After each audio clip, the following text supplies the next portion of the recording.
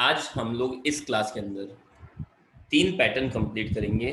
3 question जो हमारे pending चल रहे थे, insurance, government acquisition and finally जो कल हमने फॉरफीचर देखा था वो।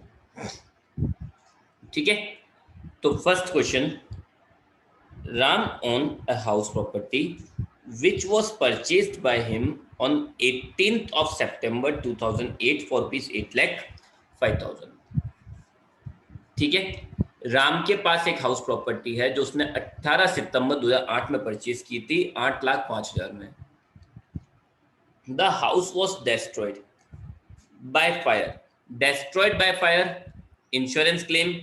इंश्योरेंस के अंदर हमें सेल ईयर, सेल प्राइस और कैलकुलेशन टाइम, ये 3 चीजें रफ में पहले लिख लो भाई। अगर इंश्योरेंस क्लेम हुआ तो अपन ने क्या पढ़ा हुआ है, इंश्योरेंस का अगर कुछ होता है तो सेल ईयर होगा,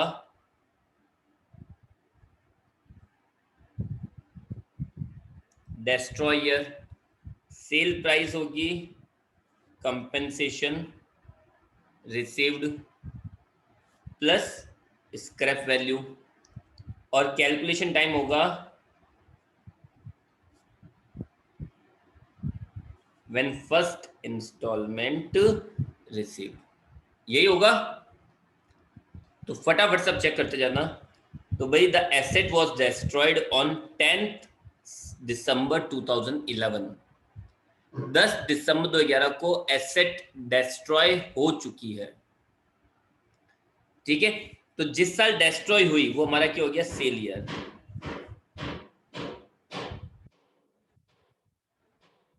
ये हमारे लिए क्या हो गया, सेल ईयर। ठीक है, Ram received a sum of rupees 40 lakhs from the insurance company on 10th April 2019। इंश्योरेंस, सॉरी इसको मैं 2020 कर रहा हूँ।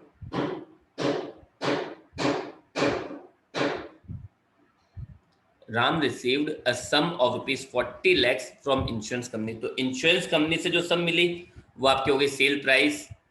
और कब मिली है, 10 अप्रैल 2020 को। तो जब वो पैसा मिला है वो आपके लिए क्या हो गया, calculation time. Find out the amount of capital gain for the assessment year 21-22।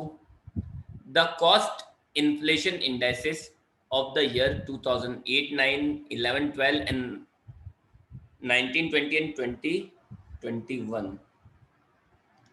ये सब आपको दे रखे हैं। तो देखो, जैसे ही इंश्योरेंस कंपनी की बात आती है तो सेल प्राइस होगा, जो कंपेंसेशन आपको मिला है वो, ये क्या हो गया, सेल प्राइस। फिर जिस ईयर में क्लेम मिला है वो आपका हो गया कैलकुलेशन टाइम, और जिस ईयर में डिस्ट्रॉय हुई है वो आपका हो गया सेल ईयर। ओके, अब गेन कौन सा होगा, शॉर्ट टर्म और लॉन्ग टर्म? तो मैं ऑप्शन दे रहा हूं, 8 से लेके 11 तक चेक करोगे ए, या 8 से लेके 2020 तक चेक करोगे बी।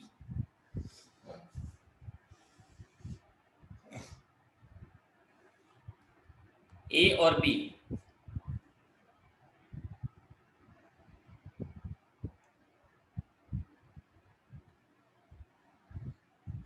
ऑब्वियसली ए 2008 में परचेज की थी और 11 में वो एसेट हमारे हाथ से गई। उस एसेट का कोई एग्जिस्टेंस नहीं है। 2011 के बाद वो एसेट है क्या आपके पास में, नहीं है ना। तो 2011 तक ही चेक करेंगे। 2008 से 2011 हो गए 2 साल से ज्यादा। 2 साल से ज्यादा होगा तो गेन कौन सा होगा, long term capital gain.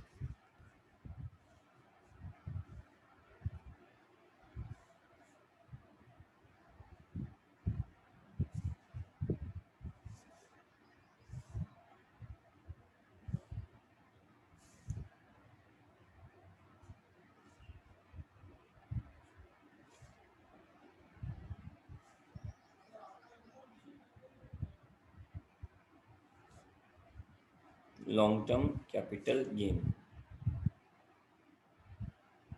Sale price, sale price कितनी है, सेल प्राइस टोटल कितना क्लेम मिला अपने को, 40 लाख का।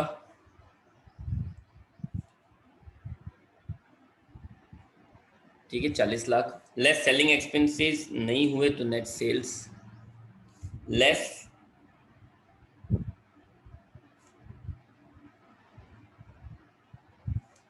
Indexed cost of purchase. तो इंडेक्स्ड कॉस्ट ऑफ परचेज क्या है? कॉस्ट और 2001 की मार्केट वैल्यू, वो तो दे नहीं रखी है। ठीक है, तो कॉस्ट कितनी है? 8,05,000। Index number of purchase year 89, और 89 का इंडेक्स नंबर कितना दे रखा है? 137। Index number of sale year December 11, मतलब 11/12, और 11/12 का इंडेक्स नंबर कितना दे रखा है? 184। तो cost of purchase 8,05,000 divided by 137 multiplied by 184. Thank you Aisha. 1081 168.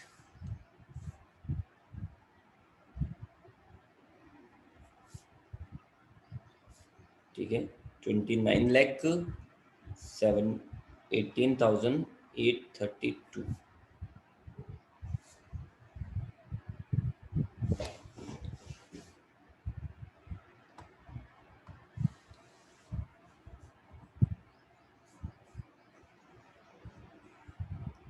Okay, आ गया सबके समझ में? If not then raise your hand.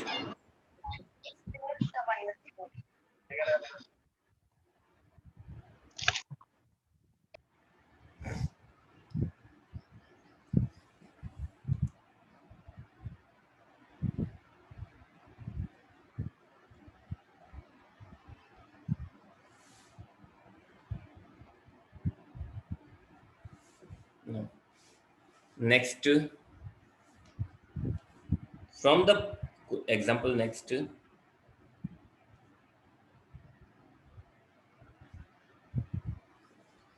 from the particulars given below, compute the amount of capital gain of SSC for the assessment year 1920 and 2021। ठीक है, आपके अगर देखा जाए तो असेसमेंट ईयर हो जाएंगे 2021 एंड 21-22। ठीक है, a house was acquired for self occupation on 1st July 2000। House acquired कब किया है? 1st जुलाई 2005, मतलब 5-6 के अंदर फॉर रुपीज 2 लाख। ठीक है,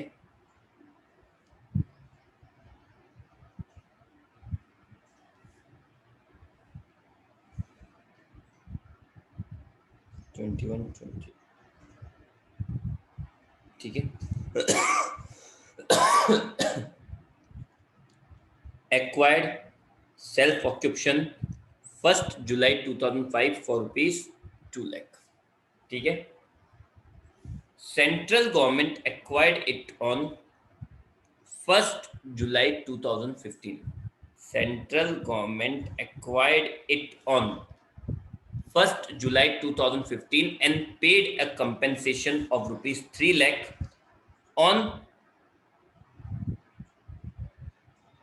10th May 2019 and 6 lakh on 2nd April 2020. Expenditure incurred by the SSC for getting compensation amounted to rupees 2,000। चलो यहां तक का पॉइंट कवर करते हैं। पहले भाई सबसे पहली बात है, सबसे पहली बात यहाँ पे पॉइंट किसका आ गया? Central government acquired. अब अगर गवर्नमेंट एक्वायर्ड करती है तो हमें अच्छे से याद है हमारे पॉइंट्स क्या क्या थे।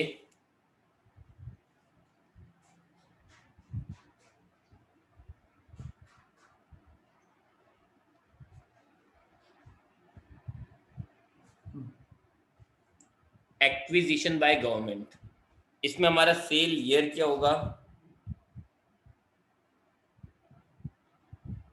Acquisition year. सेल प्राइस क्या होगी?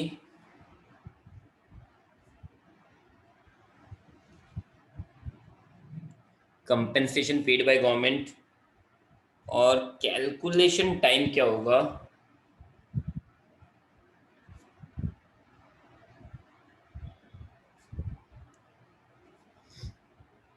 ओके, ये 3 बातें होगी। तो देखो, अगर मैं यहाँ पे इसी क्वेश्चन में बात करता हूँ, तो गवर्नमेंट ने एक्वायर्ड कब की है?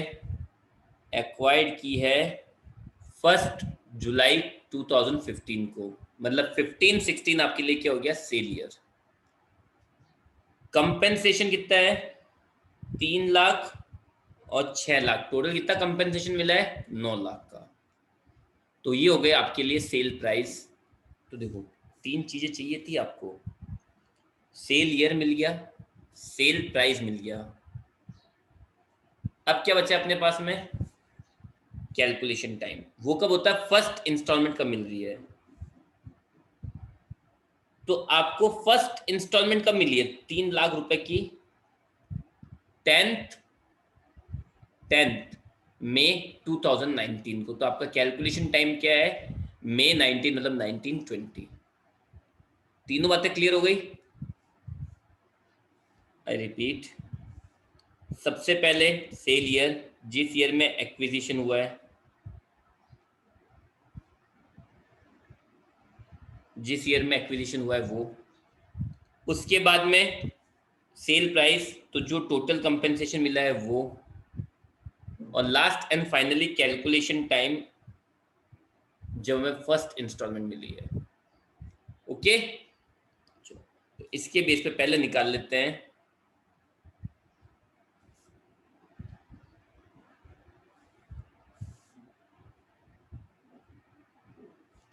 Long term capital gain on acquisition of house for the previous year. कब मिली इंस्टॉलमेंट? 19-20 में। तो for the previous year 1920।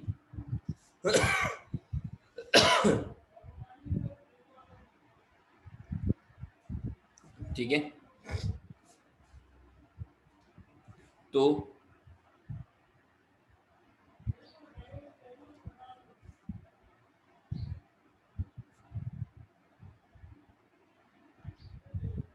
Compensation, compensation कितना मिला है? 9 लाख का। लेस सेलिंग एक्सपेंसेस, इसने पॉइंट नंबर 3 में दे रखा है, expenditure incurred by SSC for getting compensation amounted to ₹2 lakh. ठीक है, इसके बाद में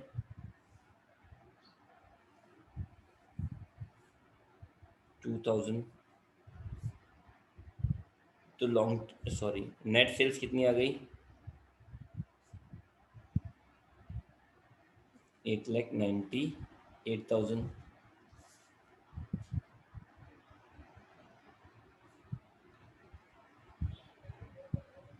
less indexed cost of purchase.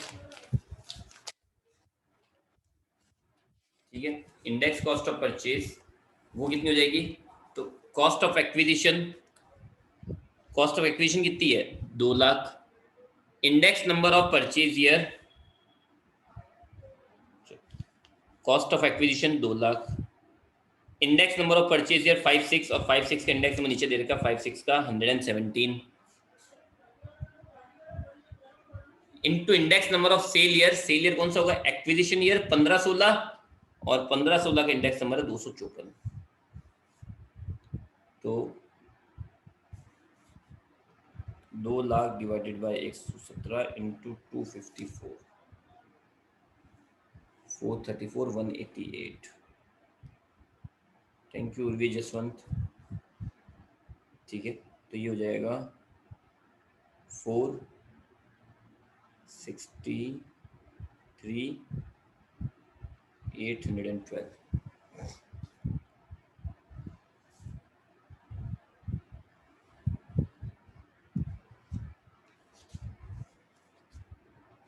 Okay, next. अब इसमें जो मेन पॉइंट दे रखा है,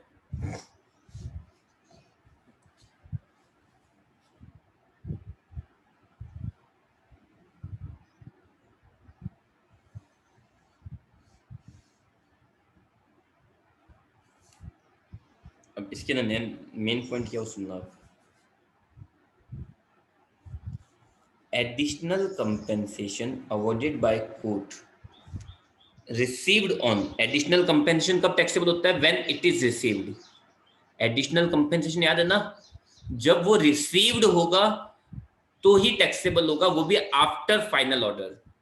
अगर इंट्रिम ऑर्डर के बेस पर एडिशनल कंपेंसेशन मिला है तो हम उसका ध्यान नहीं रखेंगे। तो additional compensation awarded by court received on 29 अक्टूबर 2019, यहाँ पर 20 कर लेना इसको, ठीक है।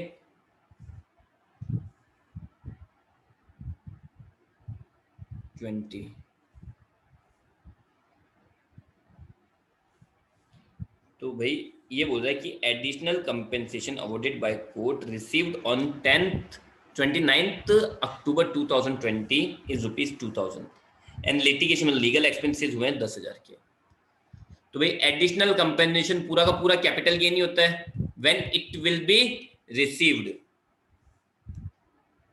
ठीक है। तो यहाँ पे एडिशनल कंपेंसेशन कब मिला है? 29 अक्टूबर 2020 को। तो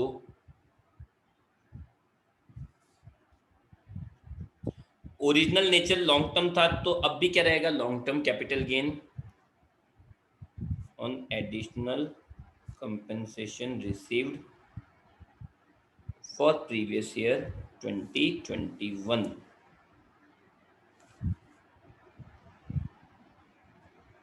एडिशनल कंपेंसेशन कितना था? 2 लाख लेस लिटिगेशन एक्सपेंसेस कितने थे आपकी? जेपी कितने लगे? 10,000। तो 1,90,000 रुपए आपके पास पूरे एक्स्ट्रा बच गए। तो पूरा का पूरा क्या हो गया? Long term capital gain. But हाँ, अगर यही 1-2 लाख रुपए हमें इंट्रिम ऑर्डर के बेस पर मिलते हैं, यही 2 लाख रुपए किसके बेस पर मिलते हैं?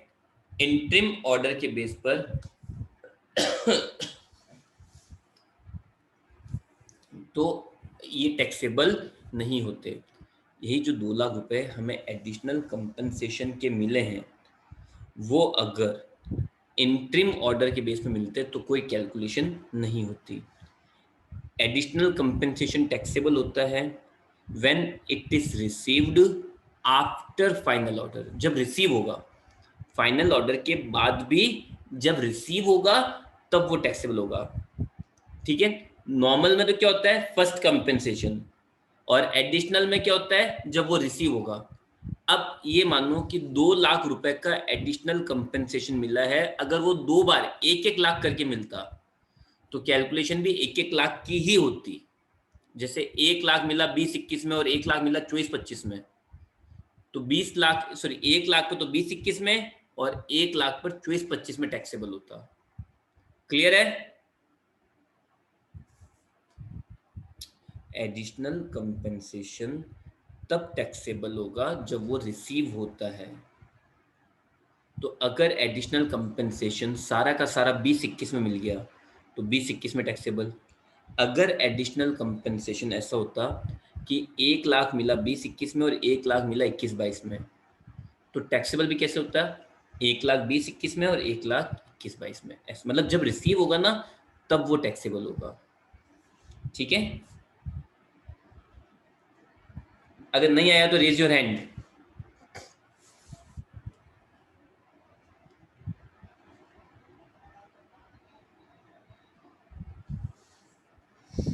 चलिए लास्ट पॉइंट।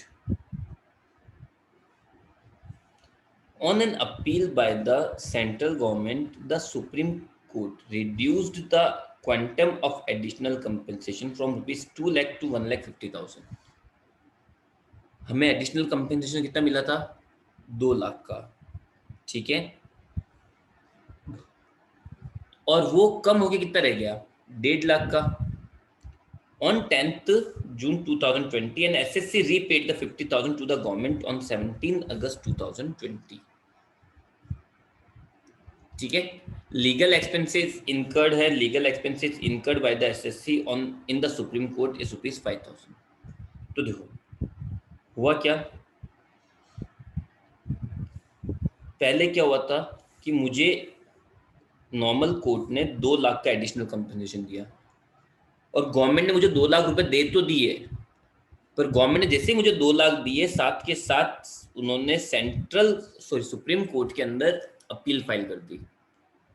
सुप्रीम कोर्ट को लगा कि नहीं, एडिशनल कंपनसेशन 2 लाख नहीं होना चाहिए था, एडिशनल कंपनसेशन 1.5 लाख ही होना चाहिए था। एडिशनल कंपनसेशन कितना होना चाहिए था?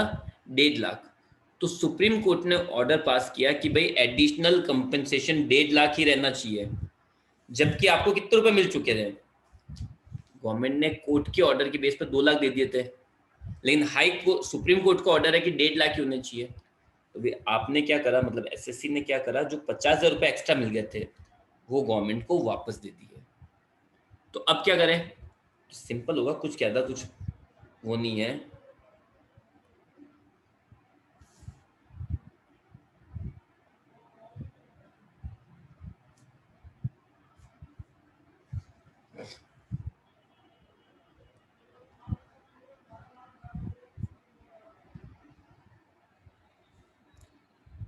The above calculation shall be cancelled. जो आपने ऊपर कैलकुलेशन की ना, ये वाली shall be cancelled and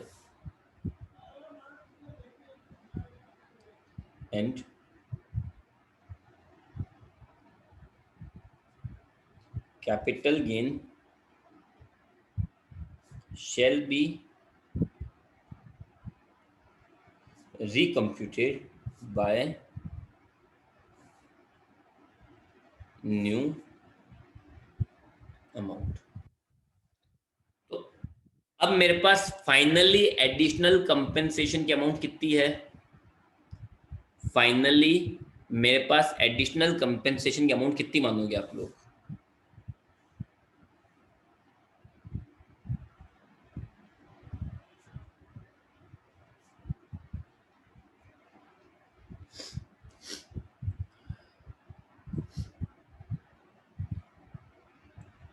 finally भाई सुप्रीम कोर्ट ने ऑर्डर दे दिया कि भाई एडिशनल कंपेंसेशन 1.5 लाख होना चाहिए।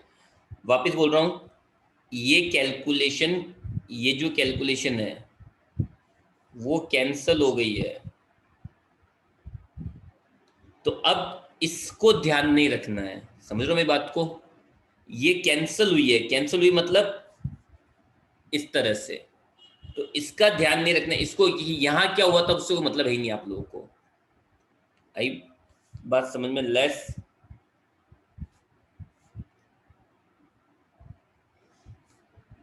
Legal expenses. लीगल एक्सपेंसेस कितने करे आपने? तो भाई अब तक मैं total legal expenses normal court में 10,000 किए थे। नया कैप हमारी अमाउंट चेंज हो गई ना एडिशनल कंपेंसेशन की। पहले एडिशनल कंपेंसेशन 2 लाख था, गवर्नमेंट ने बोला, सॉरी सुप्रीम कोर्ट ने बोला कि 2 लाख रुपए का लॉन्ग टर्म गेन नहीं होगा। सॉरी सॉरी उर्वी, सॉरी, वापस सुनना। पहले कोर्ट ने हमें कितना ऑर्डर दिया था? 2 लाख का एडिशनल कंपेंसेशन।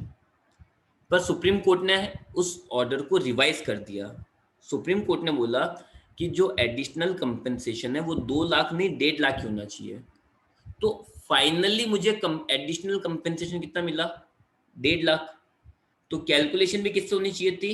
1.5 लाख से, जबकि मैं पहले किससे कर चुका था? 2 लाख से। तो 2 लाख वाली कैलकुलेशन तो खत्म हो गई ना। जब ये एडिशनल कंपेंसेशन ही गवर्नमेंट ने कैंसिल कर दिया तो मेरी कैलकुलेशन भी ऑटोमेटिक क्या हो गई? कैंसिल हो गई। तो मुझे कोर्ट ने क्या बोला है, सुप्रीम कोर्ट ने, कि भाई एडिशनल कंपेंसेशन 2 लाख हो ही नहीं सकता। तो मैंने कहा ये कैलकुलेशन भी नहीं हो सकती फिर तो। उन्होंने बोला कि एडिशनल कंपेंसेशन 1.5 लाख होगा। मैंने कहा ओके, ये 1.5 लाख से मैंने वापस से एडिशनल कंपेंसेशन से कैपिटल गेन निकाल दिया। तो फाइनली मुझे कैपिटल गेन तो 1.5 लाख के हिसाब से हुआ ना। ये 15,000 खर्चे मैंने टोटल लेस कर दिए और टोटल में वो गेन कितना हो गया? आया समझ में या एनी डाउट?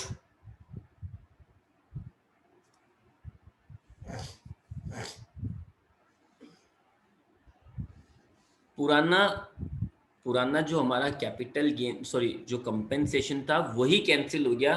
तो जब कंपेंसेशन कैंसिल हुआ तो हमने कैलकुलेशन भी क्या कर दी? कैंसिल कर दी। चलो लास्ट एंड फाइनल,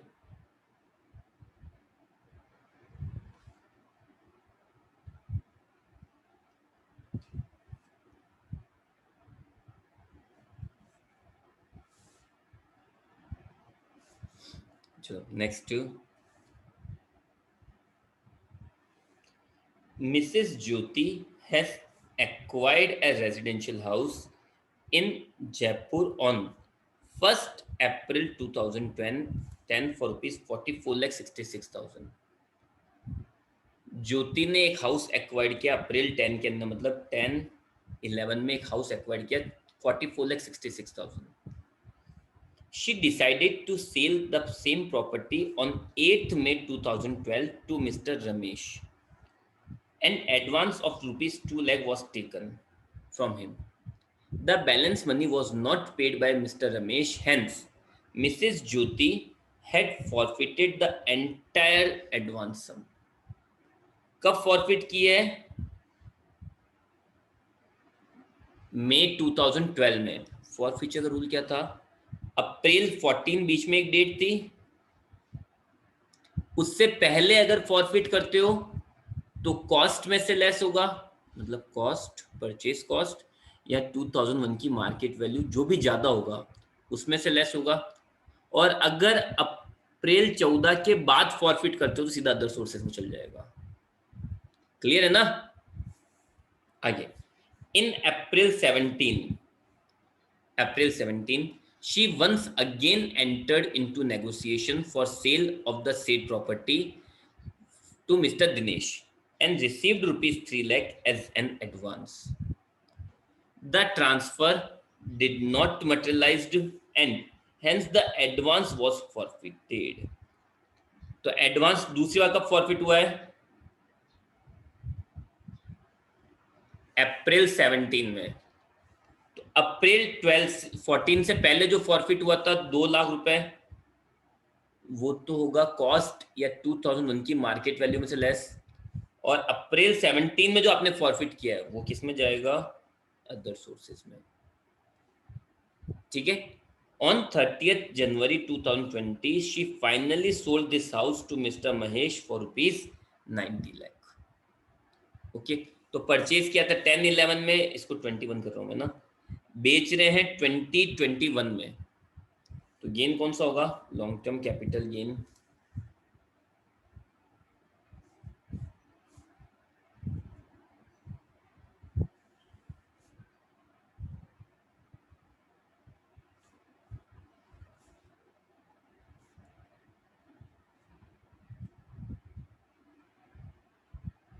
$90 लाख का सेल माइनस सेलिंग एक्सपेंसेस है ही नहीं, तो नेट सेल्स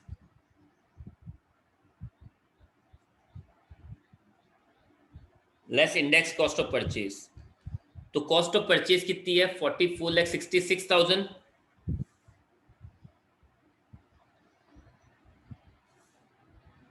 फिर जो अमाउंट आप लोगों ने अप्रैल 14 से पहले फॉरफिट की थी 2 लाख रुपए, अप्रैल 14 से पहले जो भी आपने फॉरफिट किए थे 2 लाख रुपए, वो क्या होंगे? कॉस्ट में से लेस होंगे ना। और अप्रैल 14 के बाद जो आपने फॉरफिट किए थे वो जाएंगे अदर सोर्सेज में। तो 2 लाख रुपए तो लेस करने पड़ेंगे मुझे, कॉस्ट और 2001 की मार्केट वैल्यू, पर 2001 की मार्केट वैल्यू नहीं है, तो लेस किस में से होंगे? कॉस्ट में से होंगे। Divided by index number of purchase year, 10/11 का परचेज ईयर है 167 और सेल ईयर का है 301।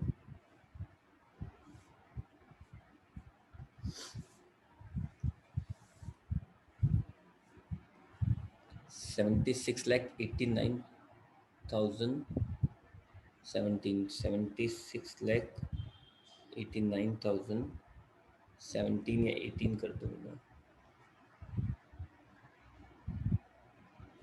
ठीक है, तो ये हो जाएगा 13,10,982। ओके, आई विश कि आप लोगों ने ये सारी चीजें अच्छे से समझ ली, तीनों पॉइंट सारे अच्छे समझ में आ चुके हैं आप लोगों को। डन।